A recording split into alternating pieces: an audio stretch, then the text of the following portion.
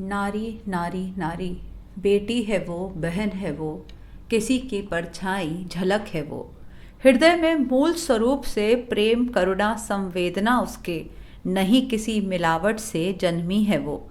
आशा अभिलाषा रखती है, सबका ख्याल वह करती है, क्योंकि इसी गुण के साथ वह जन्मी है। नारी का पढ़ना, नारी का समझना, नारी का विवेक, नारी की शक्ति, सब उतना ही है ज़रूरी जितना जितना हर किसी के अस्तित्व का है होना।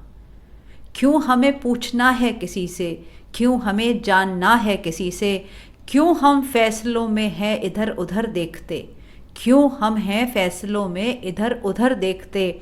सफलताओं को छू कर भी आज हम नहीं सब जगह सही कदम ले सके। क्या डर की भावना है या समाज और परिवार का डीएनए? क्या डर की भावना है या समाज और परिवार का डीएनए? क्या है वह जिसके आगे हम रोते और बिलखते मगर नहीं एक शक्ति भरा कदम रख सकते? क्या हमें नहीं पता कि क्या सही और क्या गलत? क्या हमें नहीं पता कि क्या हमारी जिम्मेदारी और क्या फ़र्ज़? और अगर ऐसा है भी तो क्यों ये सिर्फ ऐसा है? क्या पुरुष सब तरह से नारी बिना भी पूरा है?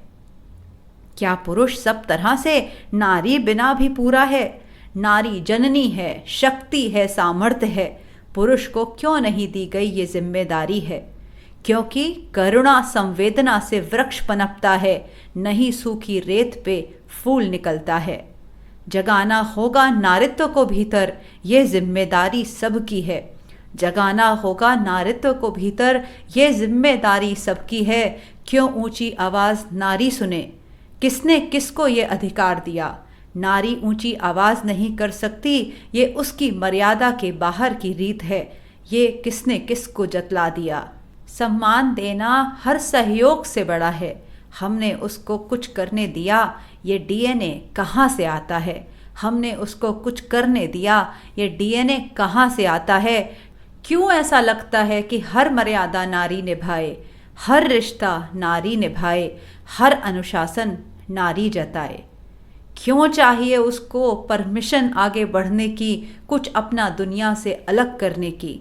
कब तक ईगो का पोषण करेंगे और नहीं सही को सही कहेंगे? गलत के आगे चाहे वह ऊंची आवाज़ ही क्यों ना हो, सर नहीं झुकाएंगे। सबका हृदय से सम्मान करेंगे, प्रेम से जीवन साधना करते जाएंगे। और जब नारित्व भीतर जाग जाएगा तो पुरुष हो या स्त्री, भाव संवेदनाएं खुद ही पनप जाएंगी। फिर हमारी भावनाएं नहीं किसी का दिल दुखाएंगी। हमको नारी को अब सिर्फ शिक्षा से जिताना नहीं, विद्या का जागरण भी करते जाना है। आत्मसम्मान का बलिदान देना नहीं सिखाना है, हृदय और भावनाओं से पूर्णतः प्रेम निभाना है। नहीं किसी का अपमान करना, नहीं किसी को धोखा देना। हम सबको मिलकर अब अहिल्या और रानी लक्ष्मीबाई को जीवंत बनाना है। महाराणा प्रताप और शिवाजी सा बेटा घर घर में लाना है। जहाँ नारी का सम्मान नहीं, वहाँ कुछ नहीं हो सकता। और ये नारी सिर्फ एक फीमेल देह नहीं, वह भाव है जो पुरुष में भी उतना होता। उनकी भी भावनाओं का सम्मान करना है, प्रेम जीना और करना है। इस पल बस इतना है कि अपने में जागरूकता लाएं, आत्मसम्मान और प्रेम से परिपूर्ण जीवन बनाएं, अपना और अपनों का आत्मसम्मान बढ़ाएं, प्रेम करें और अपने हृदय को करुणा संवेदना से परिपूर्ण करते जाएं। अच्छा साहित्य पढ़ें, अच्छा संगीत सुने, नहीं अपनी आत्मा का हम अब और हनन करें। मुस्कुराएं दिल से, सबका मान करें, मगर नहीं अपने प्रेमपूर्ण सम्मान से अब मुंह मोड़ते जाएं। 21वीं सदी नारी सदी है, ऐसा हमने जाना है। अपूर्णता से इसको जीने का प्रयास करते जाएं और आक्रोश या क्रोध से नहीं, बस अपनत्व से अपनी बात रखते जाएं।